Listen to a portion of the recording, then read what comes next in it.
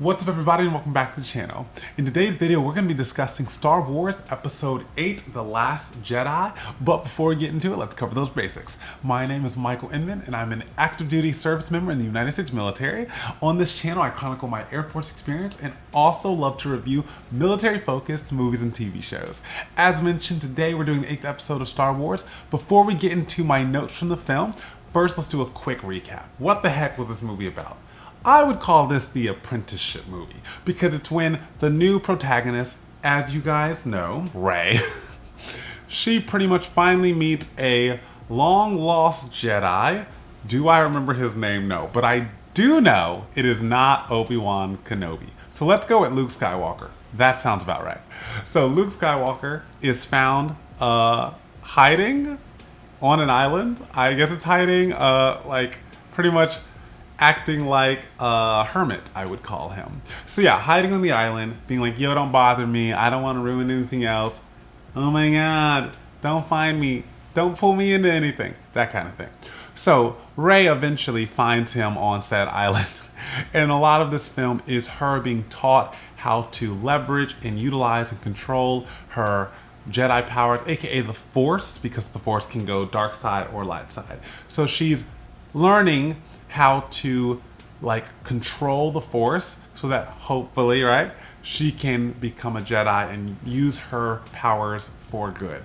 So after that, then the story goes back into adventure mode, similar to what I spoke about in the episode 7 review, but it goes back to adventure mode because whenever I say that, you know what I'm saying. It means, well, first we have to go here to find this place or this person who might know information, and then from there that person who knows information says, hey, you need a code breaker to hack into that one, first order ship, because the first order is the bad guys. They're the Galactic Empire. They raised from the ashes of the Galactic Empire.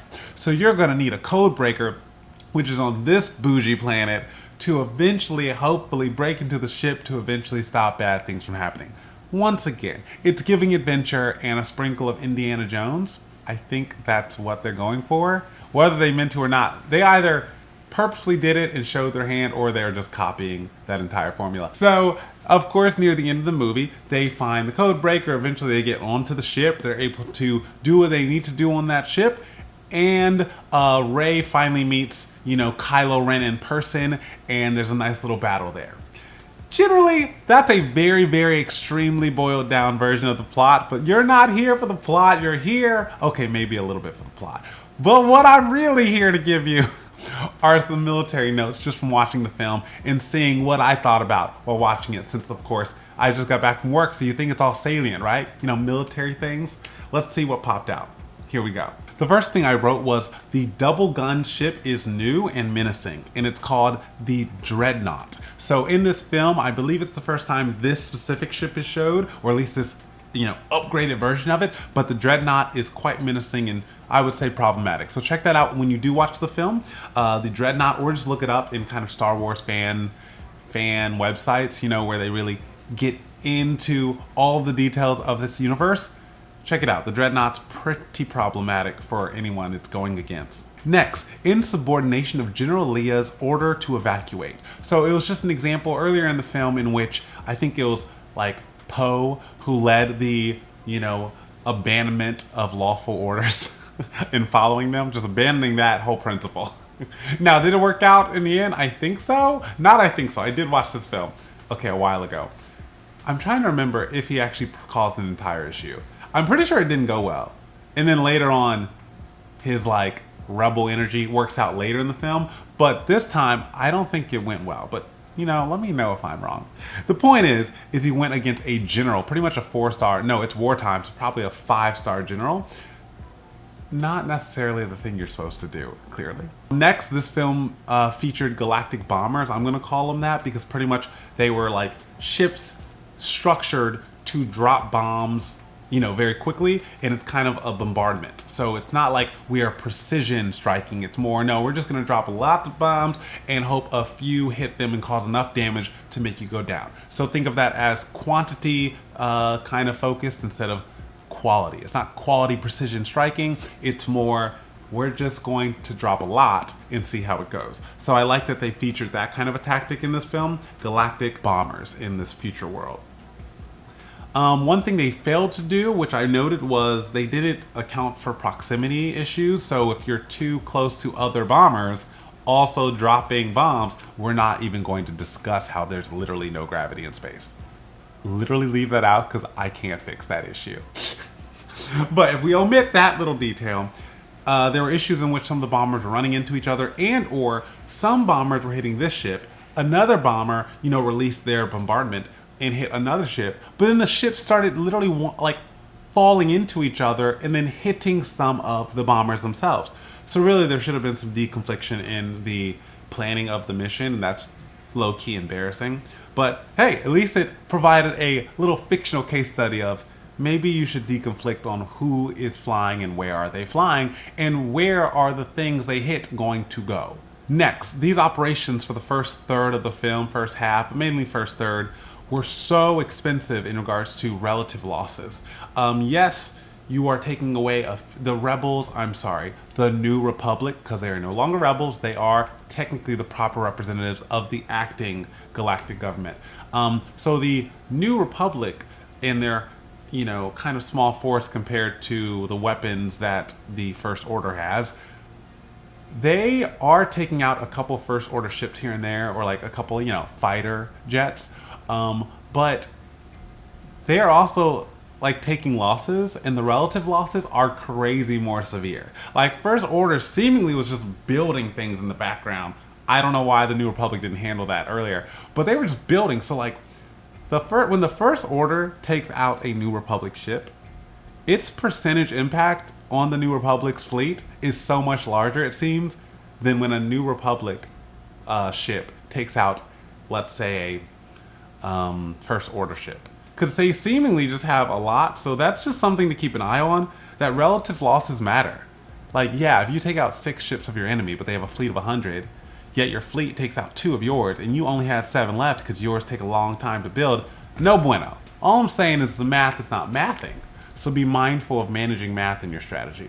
Later on, after, Poe did his thing and caused a bit of an issue on a conflict or battle earlier in the film, General Leia promptly demoted him. And that's a real thing. So if you're not exactly fired or kicked out the military, often you will lose rank.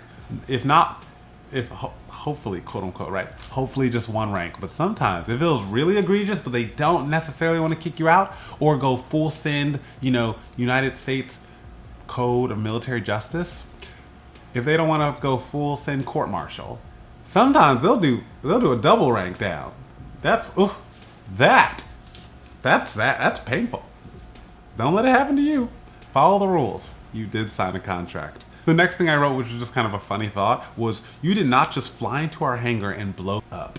So interestingly enough, earlier in the film, from someone who's in the military, I was coming from the lens of the Galactic Republic, and then unfortunately also the Galactic Empire, because that's just generally where the military structure was seen in the movies, like very tight military structure.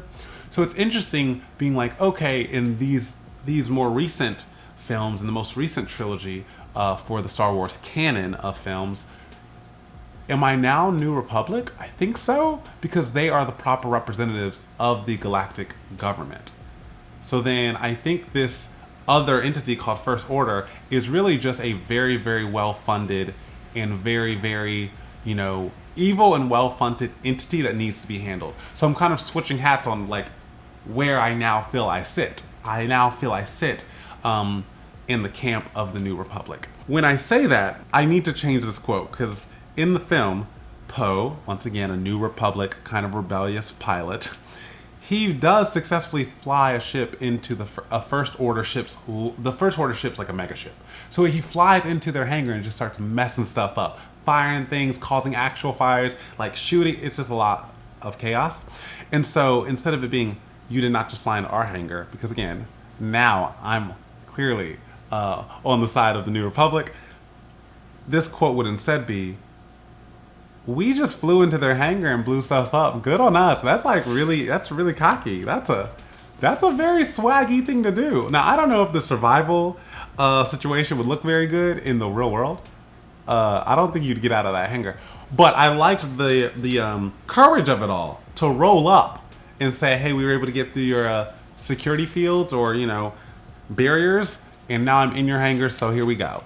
Here we go. I'm just gonna figure it out, and then when necessary, I'm gonna hop out this jet and hide somewhere in the massiveness of this ship. It's like hide and seek. Something to note for context before I read this next, you know, comment.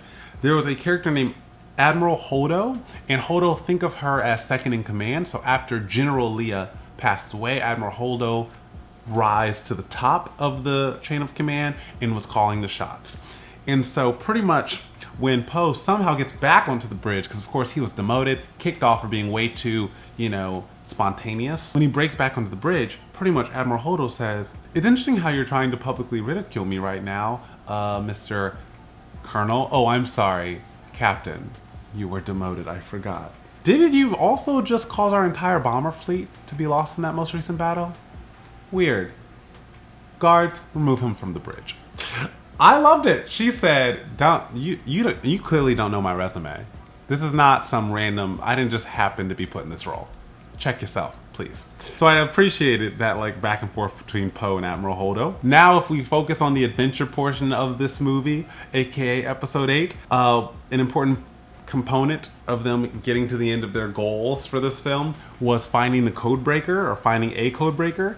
And so, hey, I like that they gave a nod to sometimes you need people who are good in that skill set, and I think they're cool and very talented and probably hard to train. So a nod to that being a real part of, you know, the military, you know, collective on how you accomplish missions and goals.